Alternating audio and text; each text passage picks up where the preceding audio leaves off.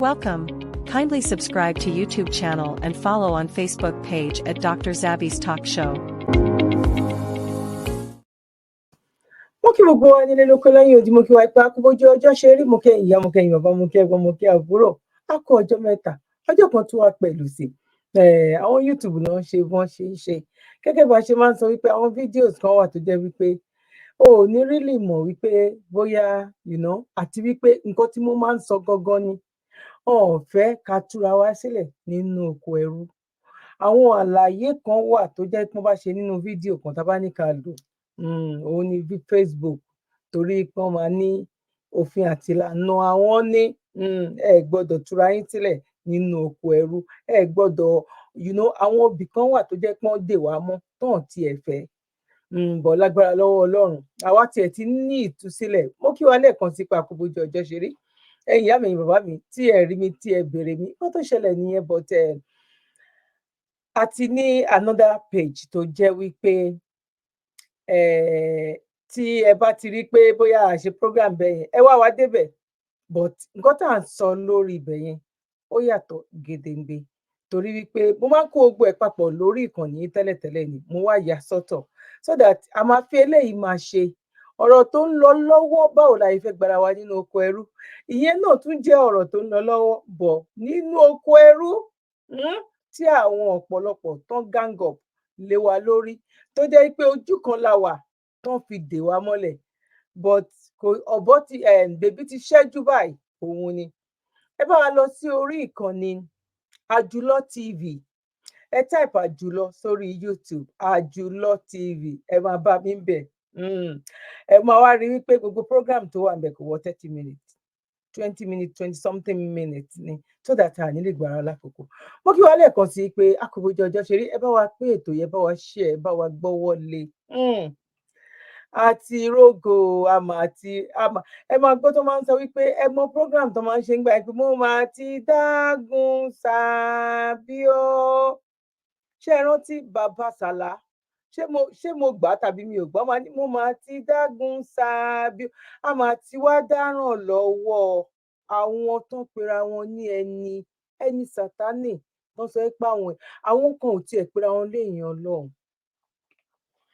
A mọ̀ wípé lẹ́sìn dẹ̀ bá yín preach wípé Ọlọ́run kò tàbí kò ń ṣe Ọlọ́run, àwọn dúró. Ẹ̀yin ìyá mi, ẹ̀yin bàbá mi, ṣé ẹ ti gbọ́ pé kí ni àfìgbà tí wọ́n padà báyìí, but Ọlọ́run ò ní fún wọn ṣe. But àwa nìkan ò lè ṣe é. Àwa nìkan ò lè ṣe ọ̀rọ̀ yìí. Nǹkan tó mì lókè tó fẹ́ jábọ́ sí orílẹ̀-èdè tó ń pè ní Nàìjíríà yẹn, ibo ló máa já sí? Tó bá sọ wípé ìwọ ti kúrò lórílẹ̀-èdè Nàìjíríà, ìyá ẹ ò sí ńbẹ̀, bàbá ẹ ò sí ńbẹ̀, ṣé ò ní feelings wípé kọ́lọ̀ ẹ, orísun ẹ, òun ni gbogbo eléyìí? Ìyá mi, bàbá mi, ẹ̀gbọ́n mi àti àbúrò mi ò ní gbà wá lákòókò. Nǹkan ti fọ́ pátápátá ń sìn, ó ti bàjẹ́, ó ti fọ́. A dẹ̀ ti ń sọ, ojoojúmọ́ la máa ń sọ, là ń gbọ́. Àwa nìkan ò lè dá ṣe, a lè dá ṣe. Àwọn tó wà nílé wọn joyè, mi ò lè wá kú, kò dẹ̀ lè joyè lé bàbá ẹ̀. Ó mà ga o. Kódà gan pàápàá gan ọmọ Yíbò wọn strong jù wá lọ. Ẹ má jẹ́ kí n gbà, mi ò fẹ́ gbà wá lákòókò, because lẹ́yìn tí n bá play léyìí tán, àwọn videos kan wà níbí tó máa wá jẹ́rìí sí. Ìwọ tó bá wò tán, o miss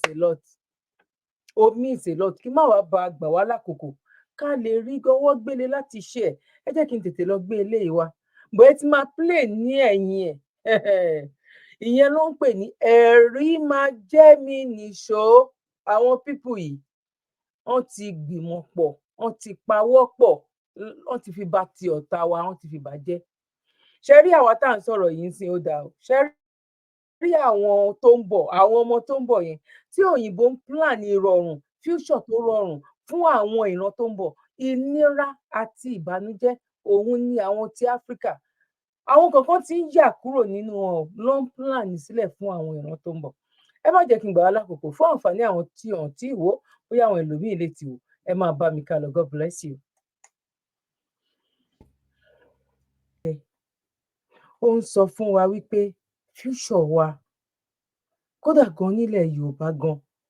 Ara nǹkan tí mo sọ nínú fídíò kan nìyẹn, bóyá tẹ́ lè wò before eléyìí tí bàbá Gbẹ̀du tó ń sọ̀rọ̀ pé ẹ kí lẹ ṣe kinní kan.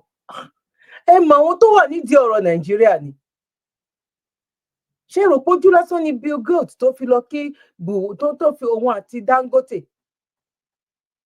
Èèyàn lásán lè pé kí Dangote nílẹ̀ Nàìjíríà nílẹ̀ ní Áfíríkà ni.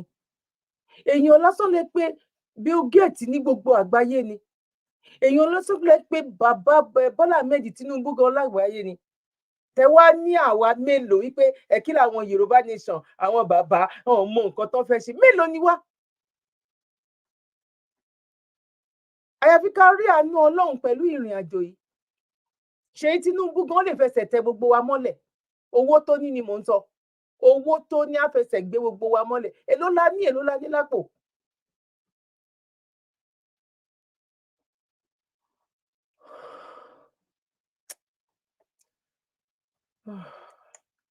Dr. Kahana's selective breeding. Bigger than this. When I started to cross birds like these ones. With the ones. Mi ò ní fẹ́ jẹ́ kó because ó gùn tiẹ̀, mi ò ní fẹ́ jẹ́ kí fídíò yìí pọ̀. Eléyìí ló ṣe adìyẹ tó gbé sọ́wọ́ yìí, the full chicken. Artificial náà ni òun náà lọ́ fi ṣe. Wọ́n ní gbogbo àwọn nǹkan tó àwọn nǹkan tó ṣe. Ẹ máa wá gbọ́ nǹkan tó máa sọ. Mo ti forward sílẹ̀, mo ti forward díẹ̀ sí o. Ẹ sókè díẹ̀ sí mi tiẹ̀ mọ nǹkan tí in short.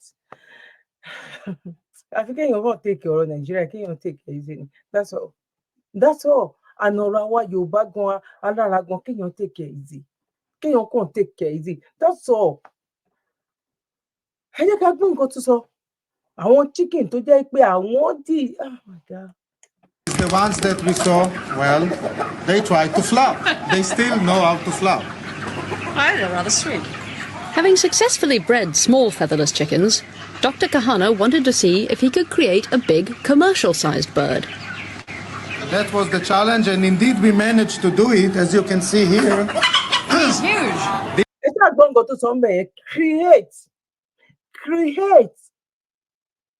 Pẹ̀lú chemicals, pẹ̀lú àwọn different injection. Ṣó ti yé yín sìn? Ibi tí mo fẹ́ kẹ́ gbọ́, ó máa tó débẹ̀ torí mo forward ẹ̀ ni. This is an adult absolutely male. Huge. This male is identical in body size to the males that we saw over there in the other house, which have full feathers. The only thing that we changed is that we took advantage of this gene, the scaleless gene. Ṣẹ́gbọ́n change from the gene. Kẹ́ lè mọ̀ wípé àwọn tọwọ́ bọ̀ ni níbi ọ̀dọ̀ tiwa tó jẹ́ wípé nígbà tá a kéré. Àǹtí mi gan-an ń sin adìyẹ. Ẹ máa rí tán ti tádìyẹ pọ̀ tó jẹ́ pé nígbà ọdún gan, most people gan pàápàá gan, wọn ò ní ìdí àti sẹ́ pé wọ́n lọ ra adìyẹ, wọ́n máa ra nǹkan fi kún nǹkan tán nílé ni. Ọdún gan ó ń dé gan tó máa fi jẹ́ pé ẹ máa pa adìyẹ, kò ń ṣe pé fẹ́ lọ rà á lọ́jà. Àìmọye ẹni tó ń sin adìyẹ tó jẹ́ wípé ó like láti máa bọ̀ nísìnyí gan àti rí nǹkan kan o. Nǹkan tí mo fẹ́ ká gbọ́ ẹ jẹ́ ká máa gbọ́ lọ. That eliminates or avoids the development of the feathers, and by doing this, we allow these birds to grow nicely and comfortably in hot conditions. These chickens are the result of Dr. Kahana's selective breeding program. And after 6 generations of mating the chickens with the featherless genes, this is what we've ended up with. I can imagine most people's reactions at seeing these chickens is one of revulsion. But if you were a chicken in 100-degree heat, you wouldn't want feathers, believe me. And anyway, they're not the first animal bred to have their natural covering removed. Look at pigs. Wild boar are furry. And even we humans were once apes, entirely covered in hair. So perhaps they're not as weird as they first seem. What is the future of these chickens? Are we going to see them in our supermarkets soon? Well, not in the supermarkets in the UK, but hopefully in the supermarkets in the tropical countries, in Nigeria, in Indonesia. Ṣẹ́gbọ́n, ṣe rí pé Nàìjíríà làwọn kan sọ ẹ gbà wá. àwọn pípọ̀ ti rin ọ̀tá wa sí o. Ṣé rí wípé Nàìjíríà náà kọ́kọ́ sọ kò sí ròpù kankan mẹ́ Algeria Nàìjíríà yes àwọn ìlú tó jẹ́ pé wà yìí wọ́n ní èrò bí omi èèyàn 10,000 lè kú ní Nàìjíríà lé ní ọmọ ẹ pé nǹkan kan ṣẹlẹ̀ ìjọba gan máa tún parọ́ ni á ní àwọn tó kú tí ṣẹlẹ̀ yẹn ṣẹlẹ̀ bóyá àwọn ju 20 gan lọ nínú 10,000 Nàìjíríà ló lè ṣerú ẹ̀ ṣẹ́rí kan ti rin ọ̀tá wá sí o ṣẹ́rí pé àwọn pípù yìí wọ́n ti finish everything but kí ni ìdí tán fi ṣe bẹ́ẹ̀ ṣé báwo ni bàbá yẹn kọ́kọ́ sọ torí owó yìí náà torí owó yìí náà torí owó tó fẹ́ fún ẹbí tó fẹ́ fún ará tó fẹ́ kí ọmọ wọn lọ ra gbogbo ìdajì Dubai kó lọ ra ìdajì Saudi Arabia kó wá ra ìdajì ní Amẹ́ríkà kí ìran wọn tó ń bọ̀ kó má tiẹ̀ kó lè bá máa mì nínú owó but wọ́n ní tá lọ bá lọ àbọ̀ ń bọ̀ nature lè má jà fún àwọn Haúsá torí pé a kì í ṣe ìran kan náà but tí bàbá Bọ́lá Ahmed Tinubu yìí mo ń gbé ti bàbá wa Abíọ́lá mo ń gbé bọ̀ ní another program ni màá fi ṣe tá lọ bá lọ àbọ̀ máa dé tó bá jọmọ Haúsá ló ṣe fún wa bó jọmọ Ìgbò àlọ́ yẹn àbọ̀ yẹn lè má dé ṣe understand sí bọ̀ Yorùbá sí Yorùbá ẹ̀jẹ̀ pẹ̀lú ẹ̀jẹ̀ o ò lè rí mú jẹ torí pé kí ni ìran kan náà jọ ni wá ìwọ ó dálẹ̀ ran ẹni ó dálẹ̀ àwọn èèyàn ẹni ṣẹ́rí ibi tí mo fẹ́ kẹ́ gbọ́ nìyẹn Nigeria náà. Where it's very hot for these farmers is easier and more efficient because there's no need. You don't have to pluck them. That's right. There's no need to pluck them. The proportion of meat on these birds is higher. So featherless chickens in the tropics they grow faster than a bird with feathers because they don't get held up by the fact they're getting. Ó ti wà ní Nàìjíríà nsìn gbogbo àwọn oúnjẹ tó ń pack tó ń ṣe fún wa ní Nàìjíríà yẹn sìn gbogbo àwọn tó bá gbélé èdè Nàìjíríà wọ́n tiẹ̀ máa ti pa wọ́n máa ti pa ojoojúmọ́ ló ń gbé gbogbo orú àwọn nǹkan báyìí wọ Nàìjíríà irú gbogbo orú àwọn eléyìí àwọn ló ń gbé contract yẹn fún àwọn kí ló ń porúkọ ẹ̀ àwọn bandits tán fi fẹ́ rí èèyàn kankan nínú fáàmù wọn irú àwọn eléyìí irú àwọn Bill Gates àwọn ló ń gbé contract yẹn fún àwọn bandits torí wípé tí ẹ̀yin bá ń gbin natural something yín tẹ́ ń gbin àgbàdo báwo ni plan tiwọn báwo ni ìdìsọ́kàn tiwọn báwo ni èrò wọn báwo lè fẹ́ wá sí ìmúṣẹ ẹ wo fídíò eléyìí báwo lè fẹ́ wá sí ìmúṣẹ mi ò tí bá ń wo fídíò yìí àyà mi máa ń ṣe bákan mo sọ fún yàn kan lánàá mi ò fẹ́ lè máa wò ó mọ́ wípé báwo làwọn èèyàn báwo la ṣe mi ò mọ nǹkan tí mo lè sọ mi ò lè la burú mi ò ó kélé kọjá pé èèyàn burú mi ò mọ nǹkan tá a lè lò sí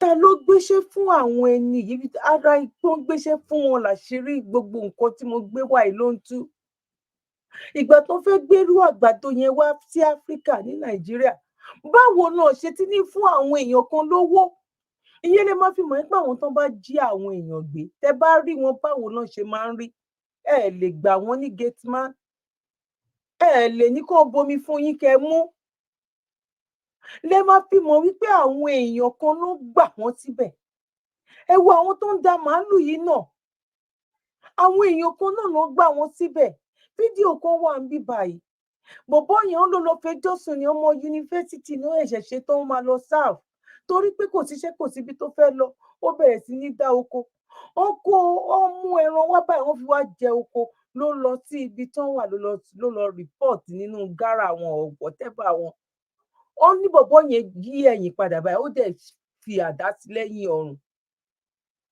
kó tó gbé dọ́ sí ti bọ̀bọ́ yẹn kú ẹ jẹ́ ká máa wọlé tí mo fẹ́ ṣe, ẹ jẹ́ ká máa wọlé. Ẹ wo bí tí àgbàdo yẹn bí tó ti dàgbà dé fún àwọn màálù. Ó jẹ ó fi àdá gé. Báwo làwọn èèyàn ṣe rí pa ìtorí Ọlọ́run? Àwọn ìjọba wa, àwọn gómìnà dé wa, àwọn ọba, àwọn ìjòyè ẹ̀dẹ̀ ń wòran báyìí.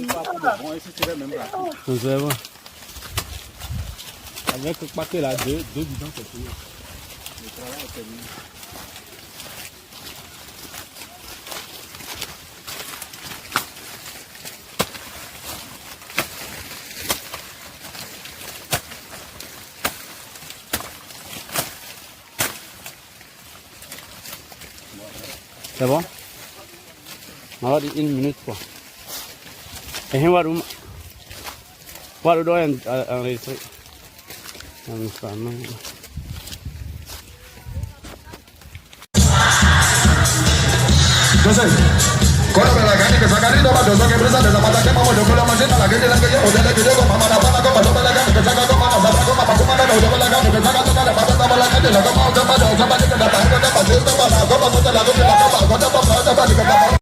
Ìyẹn lè má fi wọ́n pọ́n ti kẹran mérò.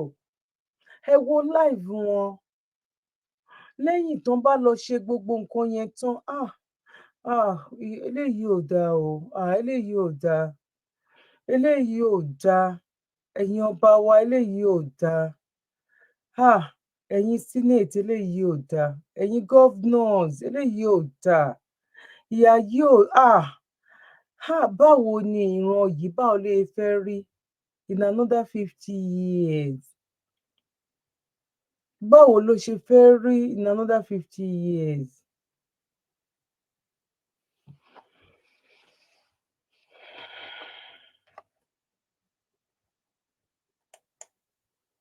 Tún mú ẹja yìí, mo bá tún bẹ̀rẹ̀ sí ní. Kàyéfì lámà ní eléyìí jẹ́ fún mi o. Ọlọ́run mà ní jẹ́ ká ṣe oúnjẹ jẹ o, ní ṣe jára lágbára lọ́wọ́ Ọlọ́run. Ẹ wo ẹja tẹ́ ń wò lójú amóhùnmáwòrán yín yìí nínú fídíò yìí. Ṣe bí mo lọ ra ẹja yìí, mo fẹ́ fi ṣe ilá alásèpọ̀ ni mo fẹ́ fi ṣe. Later, mo á rí wípé èlò tí mo ti lò sínú ilá yẹn ti pọ̀ jù.